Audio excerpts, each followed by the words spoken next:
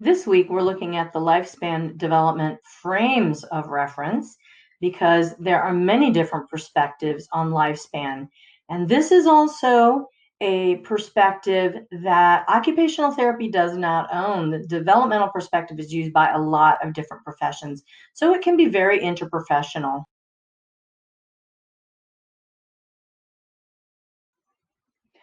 The lifespan developmental frames of reference are also things that we have already had a lot of exposure to.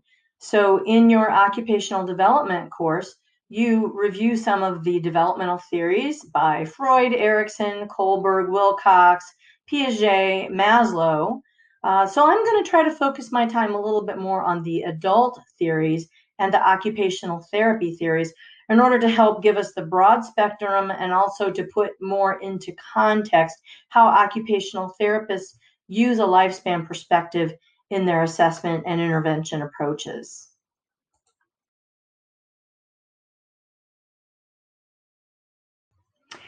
In a lifespan perspective, we are looking at the normal developmental tasks of each stage of development. And we're also looking at, in terms of dysfunction, what if people are not meeting those milestones?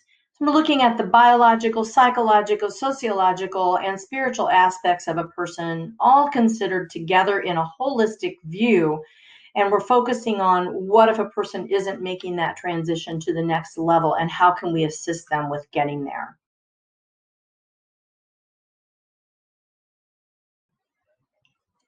And of course, the answer to this question is no. We've looked at theoretical perspectives in other courses where we're looking at, are the kids meeting their developmental milestones, and how are older adults doing as they transition into an era when they may not have as much physical capability. But it also applies to anyone at any age. So young adults are experiencing transitions and, perhaps having difficulties. Middle-aged folks can also experience maybe a disability, illness, injury that is impacting their development. And so occupational therapists are always considering, as part of this person's life roles, how is this developmental perspective impacting the person's ability to engage in their desired occupations.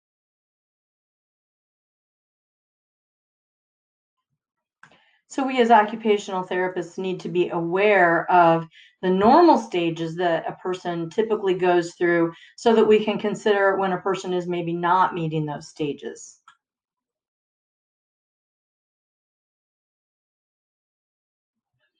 And once again, we're focusing on transitional tasks, getting a person from one stage to the next in their developmental process, and looking at establishing or restoring their desired occupations that are appropriate to where they are in their life and how they are adapting. So in that way, you might be able to think of a few occupation-based models that would pair well with a developmental frame of reference for considering how you would intervene with someone.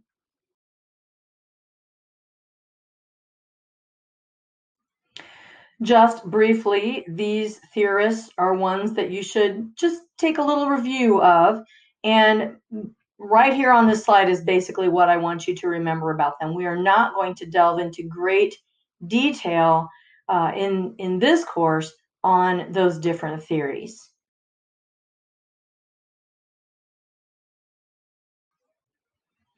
Interspersed throughout this presentation, I have three different little vignettes. These are like podcasts that you can listen to from a developmental perspective. This one on Steve Zimmer, he's talking about when he was a child.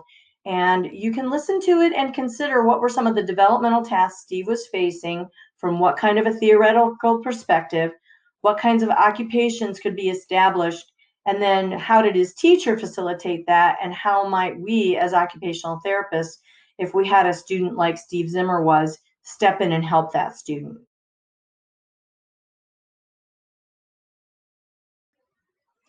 Let's look at a couple of different perspectives that focus on young and middle adulthood.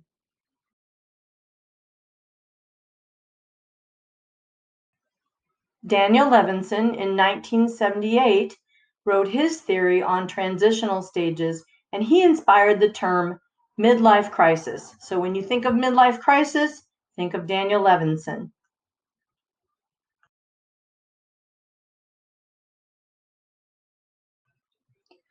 Levinson says that at each stage that a person goes through, or between the stages, a person has transitional tasks. So in order to go from young adulthood to middle adulthood, or middle adulthood to older adulthood, a person is transitioning. And as they transition, they go through these tasks. They have to reevaluate the existing life structure, explore the possibilities of change, and make choices that will restructure life in the next era.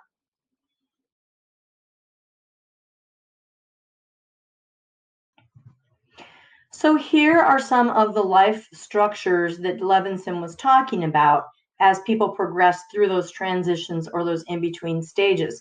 So for example, an older adult, someone who's moving from middle adulthood to older adulthood, might consider moving from a large home that they raise their children in to a condo. So they're changing their place of residence. They might be considering transitioning out of a career or job, or they might have a post-career second job or second career or third or fourth career. How they relate to family and social groups or what's important to them can change as well. And as people retire, they'll be considering roles and routines, and they might pursue new leisure interests.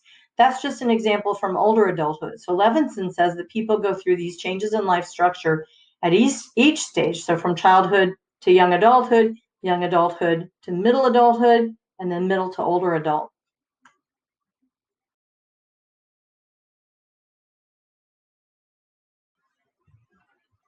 Levinson goes into further detail and gives ages and lists these life tasks that a person might go through at this particular transition. So the young adult transition, people are separating from their original home and establishing their own home.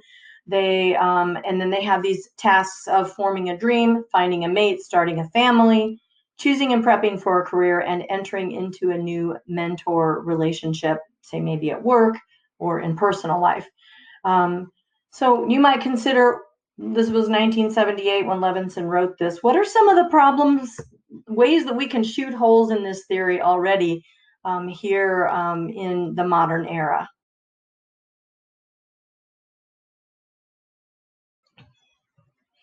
Levinson says that at the midlife crisis, people have to reappraise the past and resolve these four polarities. The fact that they were once young and now they're aging, destruction, creation, masculine, feminine, and attachment and separateness. And he says that at this transition, people might be exploring the opposite side from the one that they have previously had. So this is the, typical midlife crisis guy who goes out and buys a red convertible and is gonna, drive around the country with it to try out a different aspect that he hasn't tried before.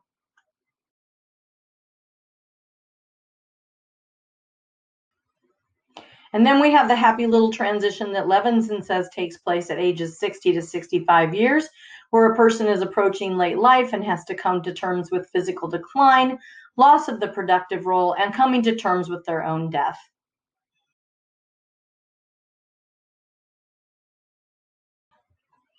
Gilligan is one of our first female developmental theorists, and she challenged the whole idea of ages and stages in adult development. She said people can go back and forth between the stages, and they're not necessarily locked into going through the stages the way that Levinson said that people do. She also said that Levinson studied just men, and that you need to look at women because you're missing 50% of the population. So she says factors like culture, time, occasion, and gender also impact that age and stage kind of mentality. Now, based on the era this was in, this is a little bit sexist, but in 1982, she was saying that men focus on career and autonomy while women focus more on relationships.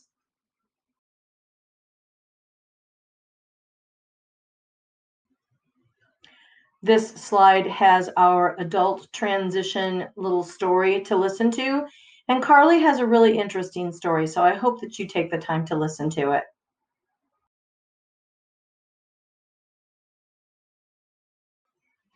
There are a number of theories looking at older adults, and so we're going to take a little closer look at each of these theories.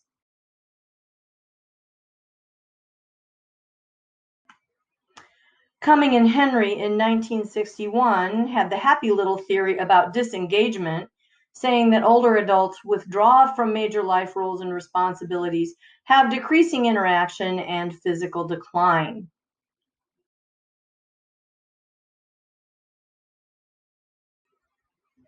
Thankfully, Havighurst came along and contradicted disengagement theory and said that older adults can have greater continued engagement and greater life satisfaction in their later years.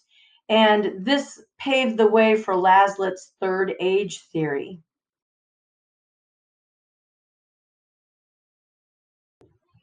Before we get to Laslet, let's talk a minute about Atchley in 1989, because I think this one fits really well with occupational therapy and how we talk about adaptation. Atchley says that adults make adaptive choices to preserve internal and external structure, so basically preserving things in life that they value. And people don't just drop everything from previous in their life, they carry those interests and skills forward as they age. And he talks about these 4 stages of retirement: the honeymoon phase, disenchantment, reorientation, and termination.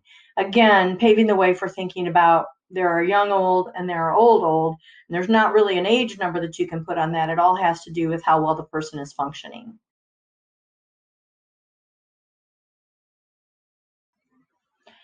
Laslet describes the third age theory, which came about in 1991. So he describes these 4 ages, and he's really looking ahead to how the population was graying. We were having an older population, and people are having a longer and longer period of experiencing retirement with good health. And this was published in 1991, and it was called A Fresh Map of Life.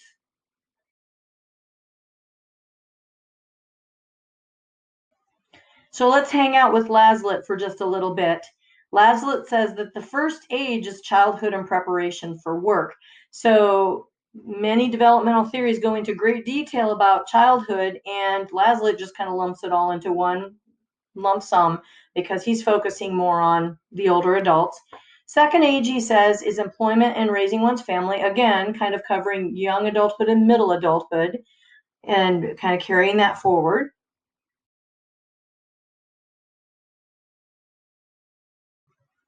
Laslet then says the third age is from retirement to the onset of disability, which can be multiple years or a relatively short amount of time, depending on when the person retires and when they start experiencing physical or mental problems. So this is the self-fulfillment or crown of life period that people experience. And then the fourth age or old age is when the person experiences dependence, physical decline. I think he would also say cognitive decline, and preparation for death.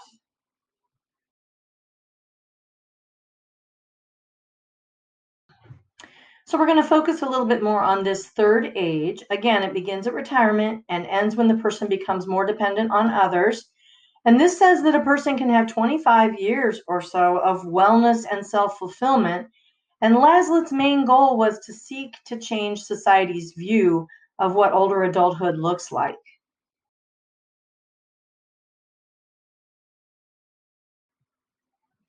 Interestingly, I got to experience the fourth age with my father as he was going through physical decline. And while my impression of this era had always been really sad, it actually didn't seem that way for my dad. He did become less emotionally intense. He became comfortable with the idea of mortality and of spending time alone. And it was really okay. That was one of the things that was really interesting to me as he came closer to the end of his life, is that he was very satisfied with the way his life had turned out. He was satisfied with all the things that he had accomplished. And he would enjoy the present moment with his children and grandchildren. And, but really didn't mind that stage of life. So it was an interesting thing for me to contemplate and gave me hope for the future.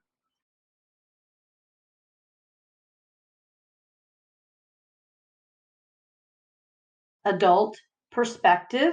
And this is Baltus in 2002. And Baltus focuses again on the adaptation that older adults go through as they are transitioning. And I do think this fits very well with some of the adaptive ways that occupational therapists think about occupation, especially with theories like occupational adaptation. So the three components that Baltus talks about are selection, optimization, and compensation. So he says that there's some biological selection that we cannot control, but then we also make cultural choices that we can control for the things that we want to engage in. Optimization is where we use goal-directed allocation of our resources, which shifts throughout the lifespan. So for example, let's say I decide to sell my home and buy an RV and travel the country in my old age. I have optimized my resources in order to select a particular goal. That's just one example. But when you think of optimization, think of Brenda and her RV traveling around the country. Compensation is where we adapt and make environmental modifications, perhaps, in order to support our functions. So this would be maybe the older adult moving to a smaller setting or adapting their bathroom with grab bars.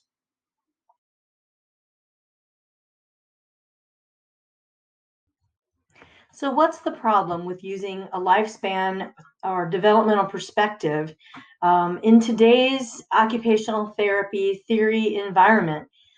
Because lifespan theory is not as popular now as it once was, as the paradigm shift has occurred in occupational therapy's theoretical perspective, we've sort of moved away from those ages and stages as being a lockstep way of marching through someone's developmental progress. We recognize now that it's not always linear and not always hierarchical. There are a lot more issues going on. We also see culture, gender, these sorts of things as being important to consider, not just a person's ages and stages. So there's been a lot of questioning of developmental theories and its relationship to rehabilitation.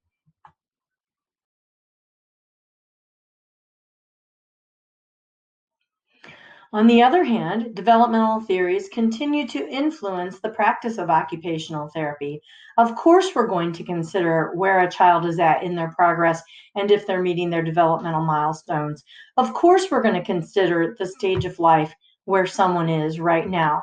We just have to be really cautious in stereotyping where someone is at, which is one of the reasons why I've chosen the podcast that I have to show you that the developmental level that someone might typically be at may not be where they actually are.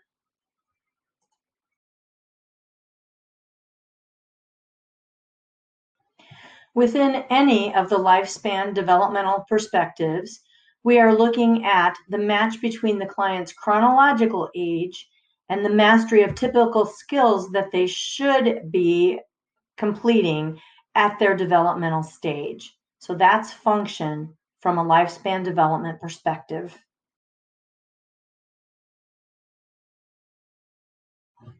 Dysfunction in this perspective is when a person is not hitting their milestones, whatever the particular developmental theory says those milestones should be.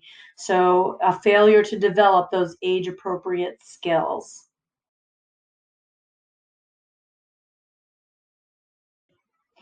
Let's look at two occupational therapists who worked in developmental theory. The first is Leila Lorenz, and the second is Anne Mosey.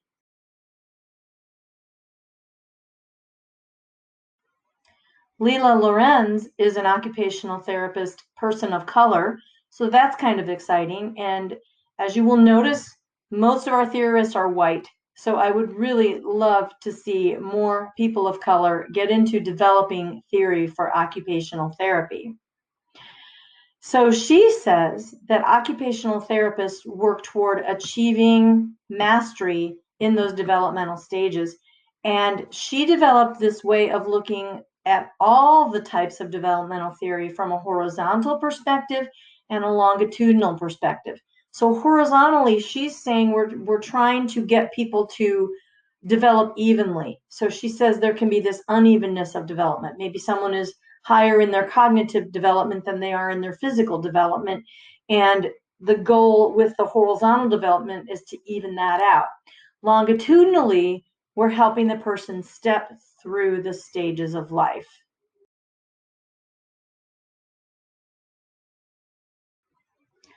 So take a look at that table in your textbook from Lorenz that shows how we can go across horizontally the developmental stages and how we can progress longitudinally, advancing between stages.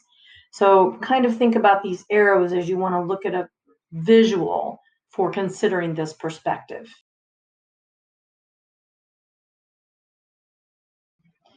Change within the developmental frames of reference is brought about by facilitating mastery of these developmental tasks.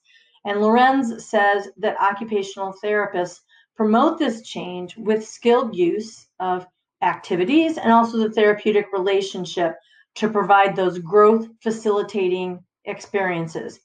Motivation in all the developmental frames comes from the intrinsic need for mastery and that ticking biological clock that says that we should be hitting these milestones.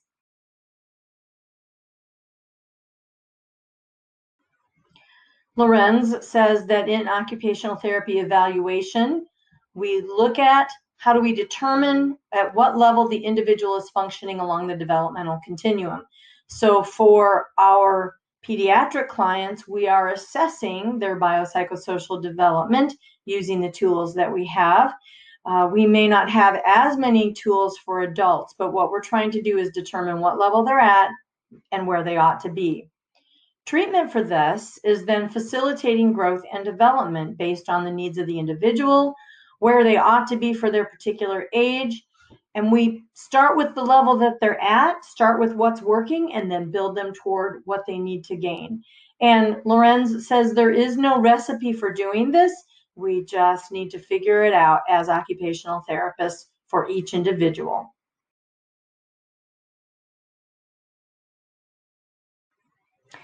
Our next occupational therapy theorist is Ann Mosey.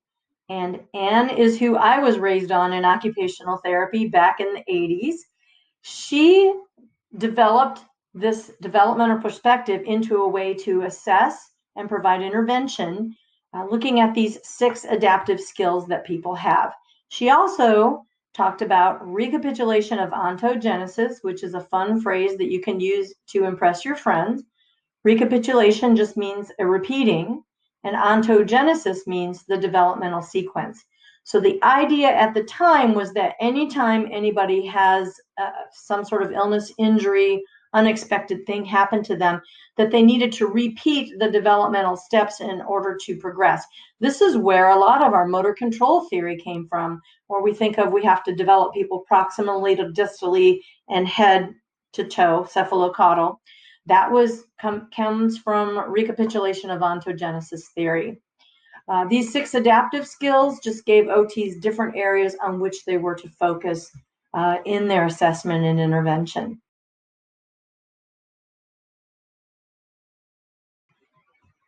So here's assessment in OT for developmental skills. So we're looking at testing adaptive skills for each sequential stage of development. And we have some assessment tools for that we'll talk about in a minute.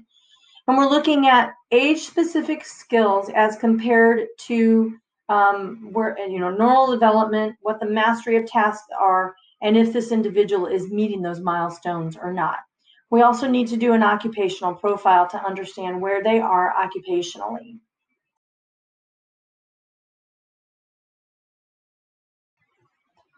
Here are some assessment tools from a developmental standpoint that we use in occupational therapy. And I know you are learning some of these in your OT process class. So mostly I want you in this class to be able to associate these with the theoretical perspective of development.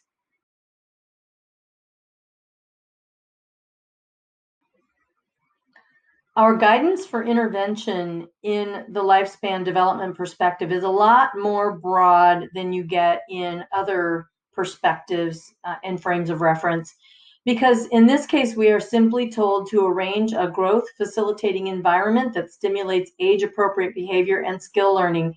And we are not told exactly what those are because they are different for each individual at whatever stage they are at, and where they need to go in the next level within that horizontal and longitudinal development.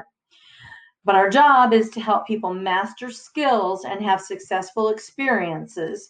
And those are important concepts that go into treatment. So this is one frame of reference that doesn't tell us exactly what to do, but tells us more about how to do it.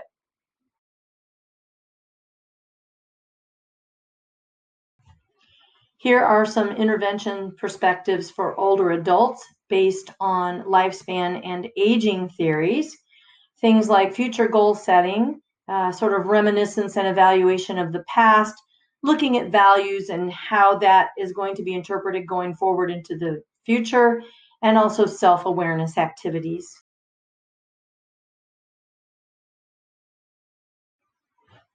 One very specific occupational therapy perspective on development is the lifestyle redesign perspective that was researched by Florence Clark and her team with the Well Elderly study. This was the first occupational therapy study that made it into a major medical journal. It was in the Journal of the American Medical Association in 1997. This study has also been updated more recently.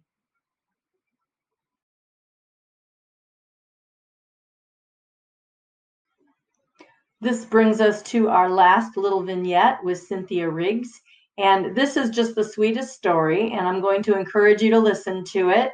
And it'll help you consider older adult stages and how not everybody fits the typical frame of development that we think that they might. So watch that, and spoiler alert, I'm going to share a little bit more about what happened after the story in the upcoming slides.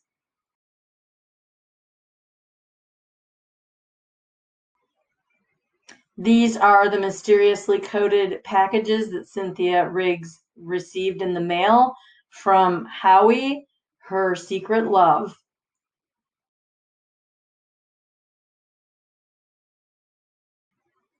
Cynthia did get to meet Howie shortly after she shared the story.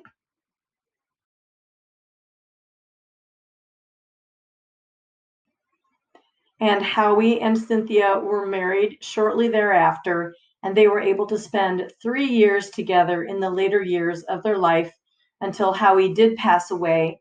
And he was 10 years older than Cynthia. To my knowledge, Cynthia is still writing novels, and you can look her up. She has her own website online. Really interesting lady.